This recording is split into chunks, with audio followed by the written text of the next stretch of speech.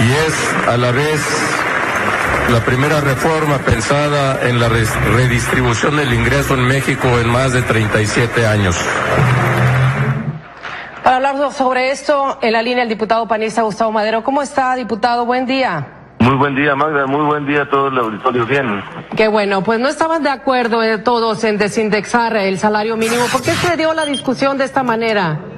No, todos estamos de acuerdo en desindexar. Ese no es el problema, Magda. El tema es qué va a pasar después. Exacto. Y el tema es que, como está diseñado el salario mínimo, es una institución que tenemos que revisar porque no cumple con el mandato constitucional. Fíjate que la Constitución, en el artículo 123, te dice que el salario mínimo debe alcanzar para que una familia completa de 4 miembros, ese es el promedio más o menos, le alcance para la comida, para la alimentación, el vestido, la educación y la salud. Y hoy no le alcanza ni para un miembro de la familia. Así se quedó muy rezagado. Bueno, ¿y de qué depende, Gustavo, que esto sí pueda suceder? Es una decisión de Estado, eso es lo que yo traté de decir. A ver. Los estudios ya te demuestran que son políticas de Estado las que generan la pobreza y la desigualdad. Y que el problema en México es que tenemos que reconocer esto para cambiarlo y solucionarlo de raíz. Entonces, el que se llegue a este acuerdo de reformar ciertas leyes o crear otras no nos va a servir de nada para que el salario mínimo en un momento dado empiece a recuperarse, Gustavo, de manera que pues suceda esto que usted dice, lo que tiene que suceder, que los ciudadanos pues les alcance para bien vivir.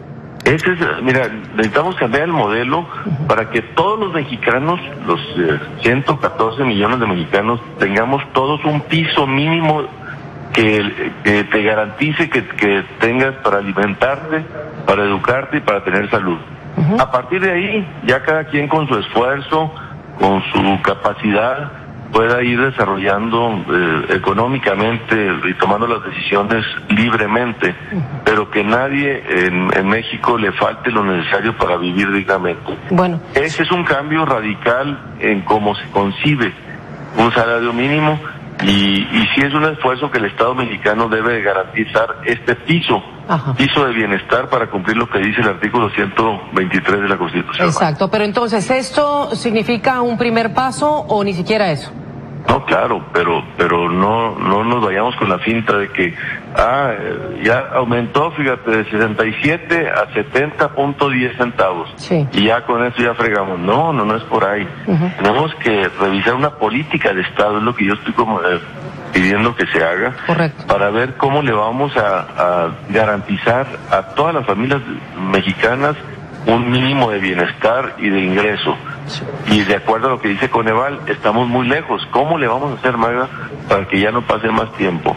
En diciembre se va a reunir la Comisión Nacional de los Salarios Mínimos, que es un órgano tripartita, en donde está el gobierno federal, donde están los empresarios, pero tenemos que pedirle a esa comisión que se refiera a lo que dice la Coneval, que es un órgano constitucional autónomo que requiere una familia para vivir y que hagan un programa en un plazo determinado para que se alcance a cubrir esas necesidades. Y que sea corte. Gustavo, otra de las preocupaciones que hay es la creación de esta nueva unidad de medida que va a ser la que ahora sustituya en la vinculación a las multas, los créditos, todas las prestaciones y demás. ¿Quién va a fijar ese valor, Gustavo? Bueno, ese valor normalmente lo fija la Secretaría de Hacienda indexado a la inflación, ¿verdad? Y el Congreso tendrá que avalarlo y creo que en ese no va a haber ningún problema porque ya se fija en el equivalente de 70 pesos con 10 centavos hoy y simplemente se va actualizando por inflación. La inflación esperada se le mete y se actualiza y ya no va a haber ningún problema, pero no va a estar vinculado al salario mínimo. Entonces, que es lo que lo tenían claro. Muy bien, entonces si la CONASAMI hace su trabajo de manera, digamos,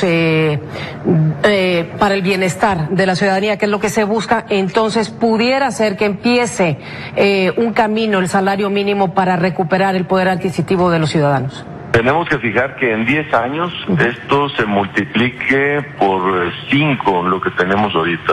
Bueno, de ese tamaño es el reto mínimo. Uy, bueno, esto sí se ve muy complicado. Sí, pero es un esfuerzo. O sea, pero sí es posible. Sí, es posible, es factible. Esta discusión ya se rebasó en el mundo de que es inflacionario, que genera desempleo. Lo que genera es que las familias van a tener más ingresos, van a comprar más bienes. Al comprar más bienes van a generar más demanda, las fábricas van a producir más, van a generar más empleos, los empresarios van a invertir más y se da un círculo virtuoso, que es lo que no tenemos en México. También va a ayudar a que la economía crezca y que haya menos desigualdad. Pues una deuda de 37 años que se le debe al país, a la ciudadanía, para ser concretos. Gustavo, esperamos entonces que así suceda. Pues le agradecemos mucho y pues pendientes. ¿Qué sigue? ¿Qué pasa con esta aprobación? ¿Ahora qué sigue?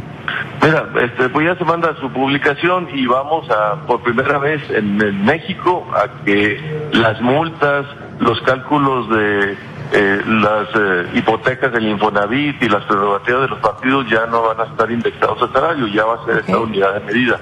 Pero el salario ya está libre, ya lo vas a poder fijar para que cumpla el mandato constitucional. Bueno. Ya se abren 2 vías y las 2 van a tener su propia dinámica de cómo irlos ajustando en el tiempo. ¿No depende de la aprobación en los congresos locales? Bueno, sí, se tiene que ir, es una reforma constitucional, la mayoría de los congresos locales nada más la validan, ellos no pueden modificar esto, nomás dicen están de acuerdo o no, y cuando haya más de 16, se regresa a la Cámara y se manda a publicar al Ejecutivo para que entre en vigor antes de diciembre, que es lo importante, que es cuando se reúne la CONSAR. Diputado Gustavo Madero, muchas gracias. Buen día, gracias a ustedes. Buen día.